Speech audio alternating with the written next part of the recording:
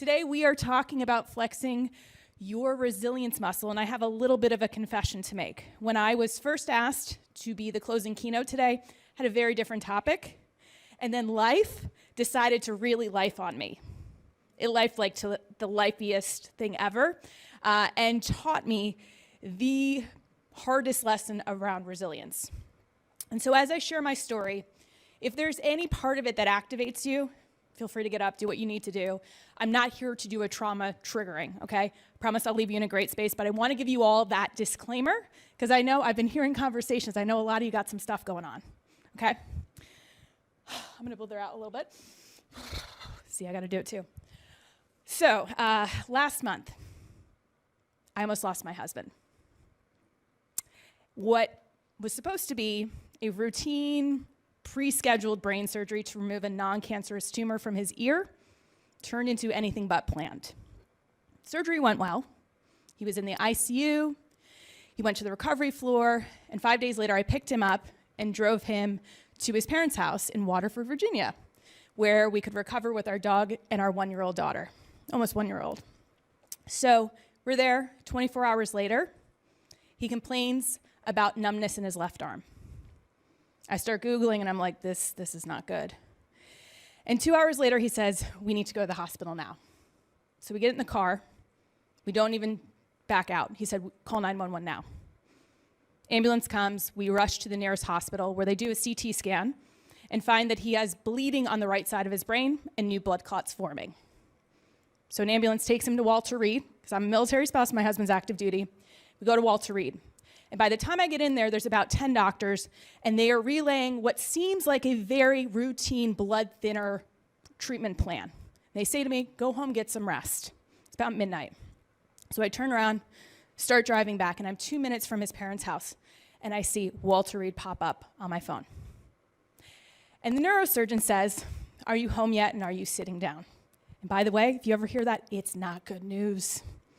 I said, I'm fine, I don't want to wake anybody up, just tell me. And he proceeds to tell me that the treatment, because of the placement of the clots, is either going to work or there are no other options. And I immediately go blank and start K-turning on the windiest road in Leesburg, Virginia I've ever seen.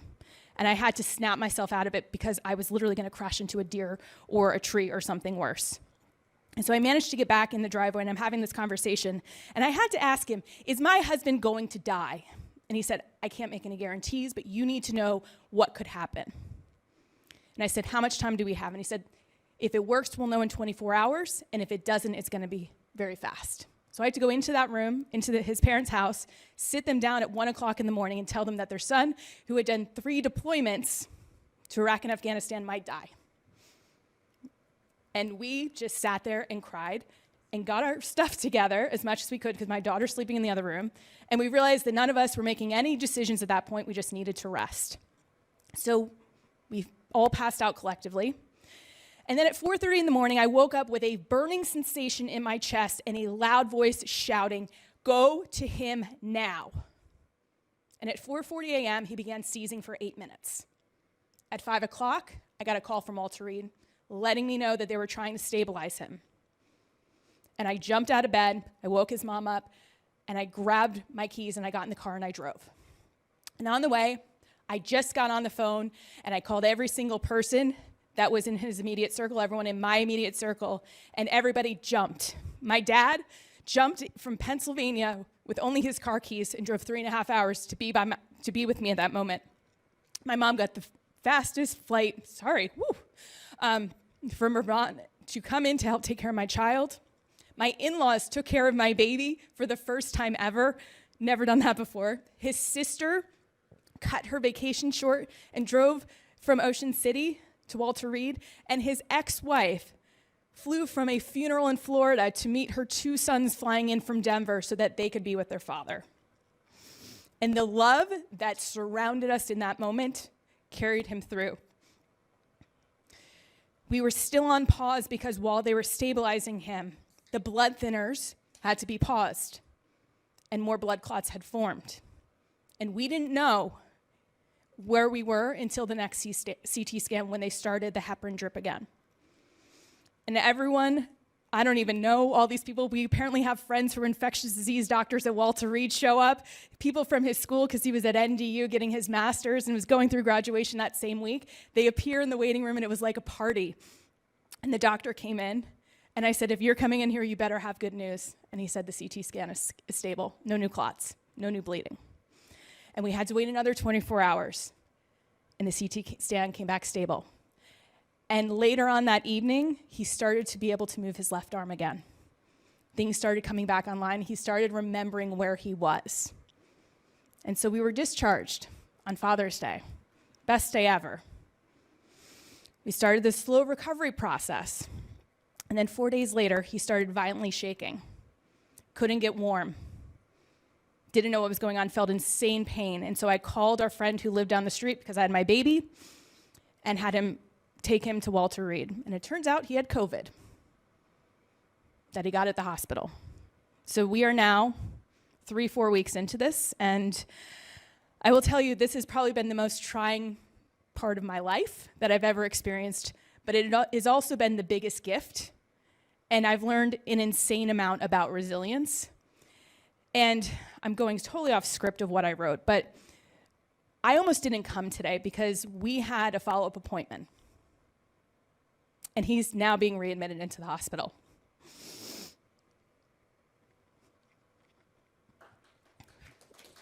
I'm okay. He has a leakage of spinal fluid that's being treated, but when you have active trauma, it gets reactivated. So I want to just put that out there. I am going to give you so many amazing tools, but the reality is we are so human in this very human experience. We're all going through shit. I'm going to curse. I don't care. The world out there is scary. The world is changing so fast. We don't know what we're standing on next. We don't know if it's going to be there tomorrow. We don't know if our loved ones are going to be there tomorrow. Our neighbors are going to be there tomorrow. Everything is changing, okay? And so the things that we used to do before don't work anymore. The distractions don't work. Booze doesn't even work, okay? It doesn't. It's really sad. But what I do know that does work is resilience. And every single one of you has a resilience muscle, but we forget about it. And I'm here to remind you of it because this is what emerged from my experience. I got so flippin' clear about my boundaries. When you got nothing left to give, you don't give any of it away to people who don't matter. I have such a deeper network of support that I didn't even know existed. I was not the kid who asked for help. But when I did, you best believe people showed up. I also have had an insane amount of creative energy that I didn't expect. I started documenting my process on Threads. I know some people actually have read it. I posted on LinkedIn, and that got 1.5 million views. Never expected it.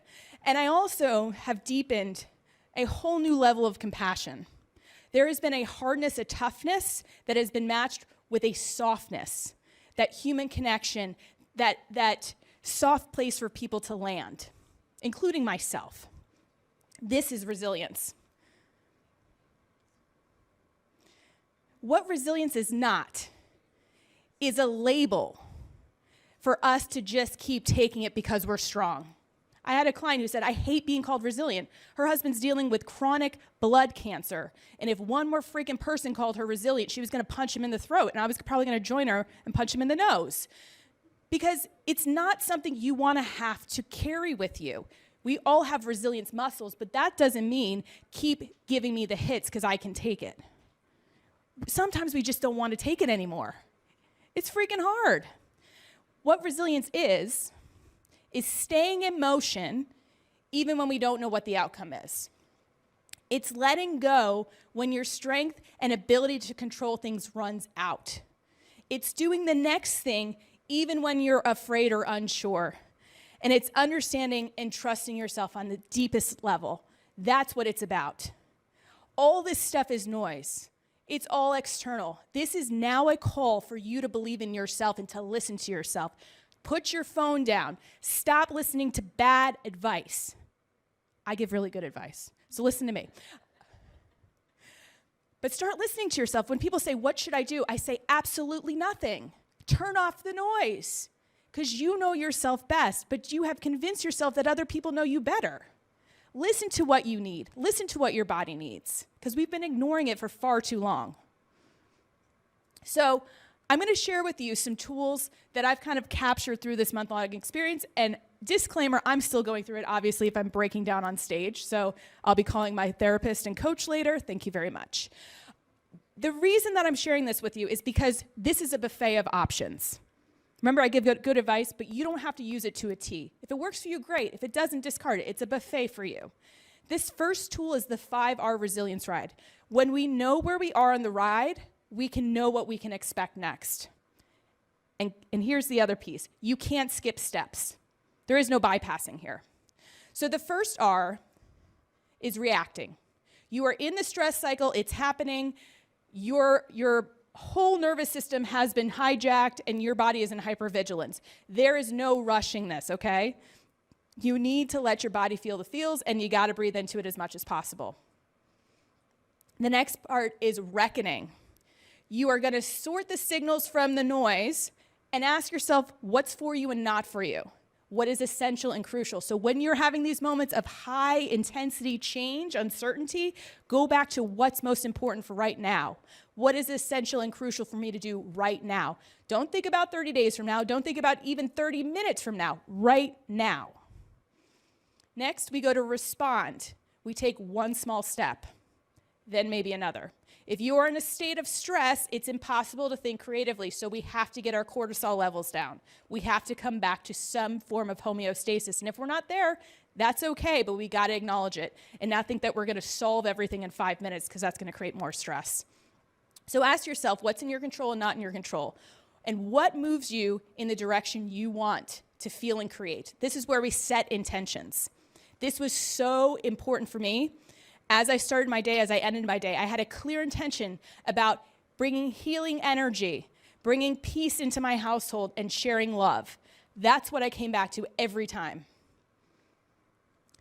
After that, we start to rebuild. Coming back to yourself, thinking about what are those activities that make me feel a little bit normal. For me, it was the simple task of making myself coffee. I got one of those hand grinders and do the pour over like we're real bougie and fancy.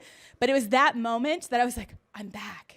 And my parents are out of my house, and I can just walk my dog and drop my daughter off at daycare, and okay. You get a little bit of normalcy, and then you add on to that. Actually, yesterday I went to the gym for the first time in a month. It was really bad. Thank you. It was a really bad workout, but I really enjoyed being there. I watched a lot of bad television on the treadmill. And then once we are through rebuilding, this is the piece everyone misses, because we go through these moments of crisis, these moments of stress, and then we just move on to the next thing like it was no big deal. Like everybody has to deal with it. This is where we have to reflect and take stock. Look back on what made you be able to do those hard things. What did you learn about yourself and the people around you? Spend some time writing it down and lock it in, because that's what's going to build that muscle. You will now have muscle memory when you're in another challenging situation. And I hope you're not, but that's life. Life is going to give you hard situations. But now you have that muscle memory to now engage when it comes down to it. Okay, next.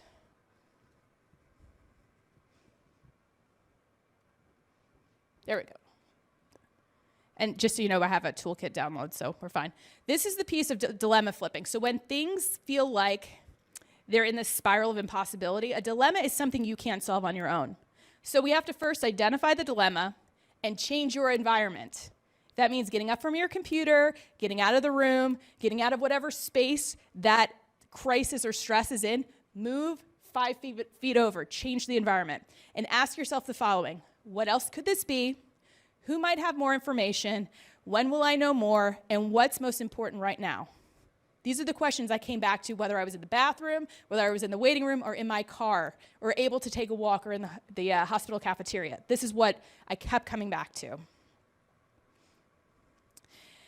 This piece, micro actions for big, massive self-love. When we are feeling overwhelmed, the call is to shrink the moment. So you can drink a glass of water, sit in the sun for 3 minutes, text someone that you need a lift or a pick-me-up today, or shake your body for 5 seconds. You guys already did that.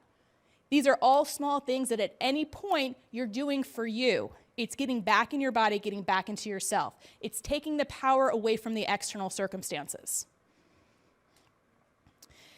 This is the big piece. Asking help strategically. You ever notice that when you're in crisis, people are like, oh my God, let me know if you need anything.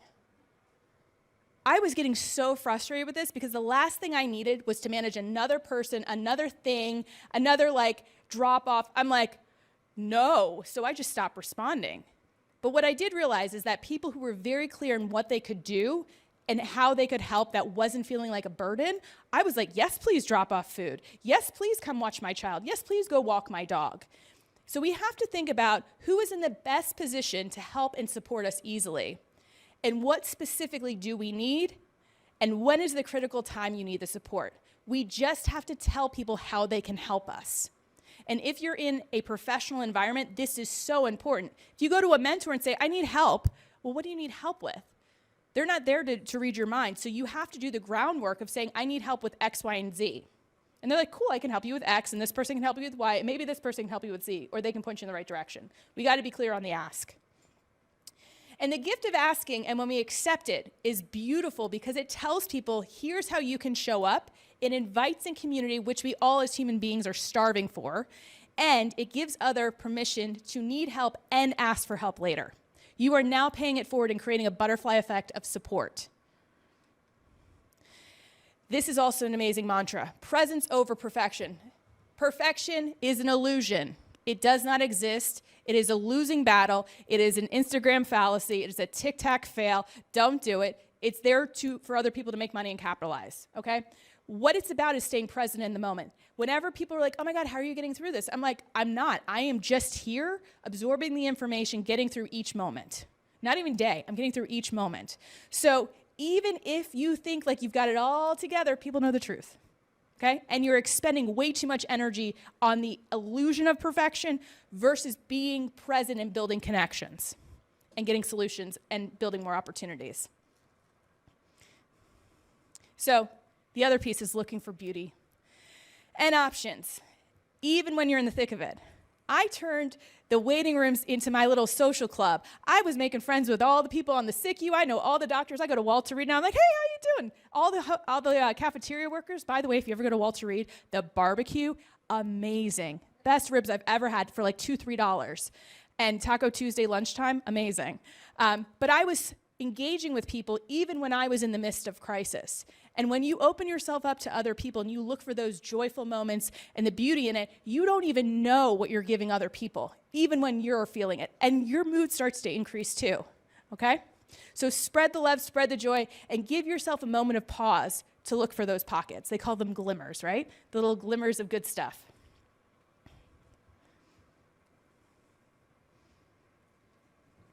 Okay, so I will leave you with this. Even when things are hard, there is still kindness, there is still community, and there's still beauty. And things are going to be hard, but everything is temporary. The good, the bad, the scary, and the amazing. And we are all in this together. And if you feel like you're in that pit, just remember that there are people around you that have their hands outstretched, but you got to be willing to grab that hand. And if you're in a position to extend your hand, I hope that you will do that for someone who's in a position of need. So let's extend our hands, build those connections, and launch together. I'm sorry if I made you cry. Just take one step at a time. And remember, you don't have to be fearless to face hard things. You don't have to be perfect to be powerful. And you sure as hell don't have to do it alone. I want to thank you all for bearing with me. I appreciate it.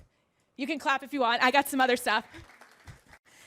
If you're interested in the Resilience Toolkit, there's a QR code. You can snap. I'm going to give you the update on the other thing. I'm selling my book, Spitting Fire. It's a re-release from 2018. All proceeds are going to World Central Kitchen. 1 for 15, 2 for 20. Give it to a friend. Share the love.